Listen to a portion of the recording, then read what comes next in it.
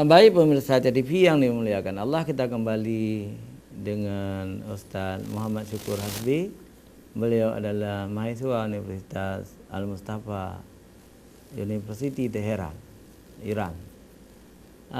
Mungkin ada pertanyaan Tengku Yusridal ya, silakan. Ya, alhamdulillah.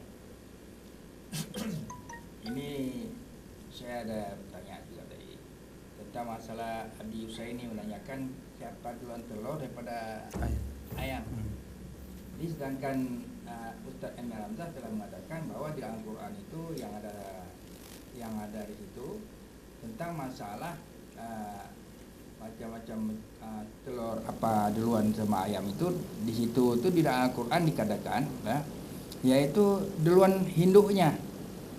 Nah, ada dikatakan telur gitu. Jadi apabila kita selaku orang Islam, kita percaya orang beriman, itu apabila sudah dikatakan oleh Al-Quran, induknya duluan. Ini tidak boleh kita pecahkan lagi. Oh, ini disebabkan itu tentang masalah ini, tentang masalah itu, tidak usah dipecahkan lagi.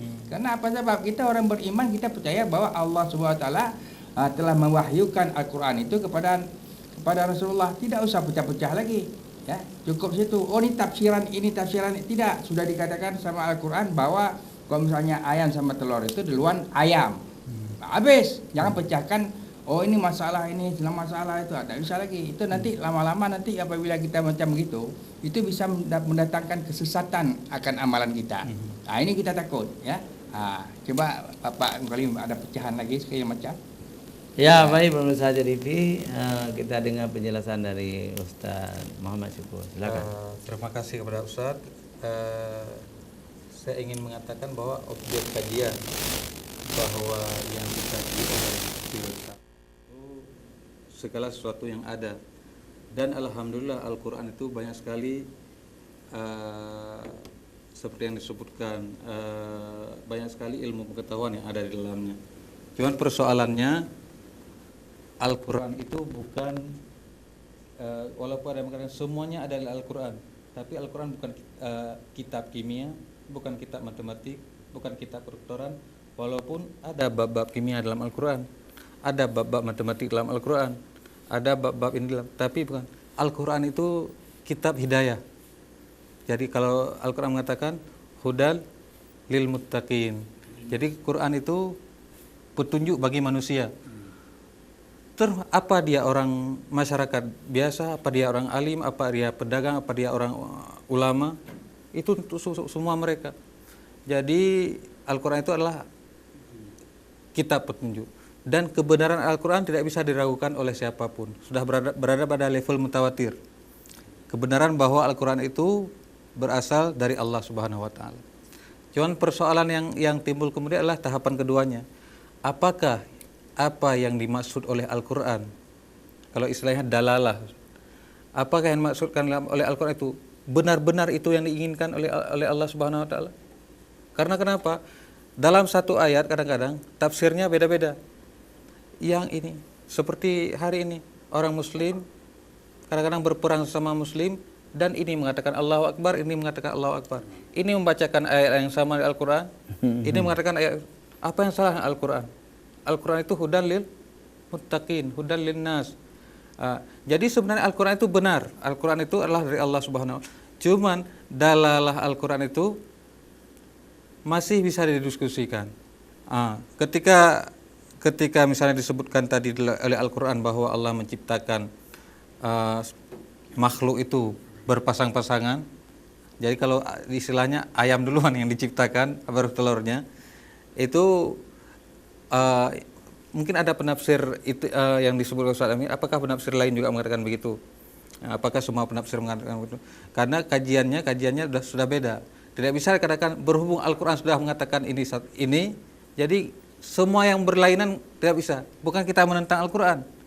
Justru Al-Quran mengajak kita untuk berpikir. Ketika Al-Quran mengatakan bahwa Tuhan itu yang satu, apa dilarang kita mengatakan apa masalahnya kalau Tuhan dua misalnya? Tidak. Selama itu justru tujuan kita adalah memperkuat keimanan kita kepada Allah Subhanahu. Saya pikir tidak begitu, Ustaz. hari ini tidak ada yang mufassir yang satu kata terhadap ayat Al-Quran.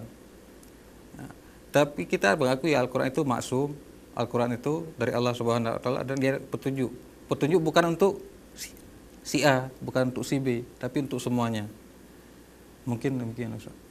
Ya, menarik sekali. Nanti memang ilmu logika dan ilmu filsafat itu bagian dari ilmu Islam sekarang ini. Malah di Fakultas Soluddin ada jurusannya. Kita diberi kebebasan untuk berpikir, berlogika. Itu bagus. Cuma ujung-ujungnya nanti tentu seorang Muslim itu tidak mau di luar Ajaran Islam. wahyu ya. Kalau terbentuk dengan wahyu, kita tunduk kepada wahyu. Tapi berpikir filosofi itu dibolehkan. Misalnya ya, kalau di ayat pertama yang Abi bacakan tadi, kita memang disuruh melihat ke langit ya. Nodoro ke langit itu melihat ke langit. Al-Quran itu kan tidak menyebutnya planet-planet ini itu, hanya segelintir aja yang disebut, bulan, bintang, dan matahari. Ternyata di balik itu ada juga planet-planet yang sangat banyak.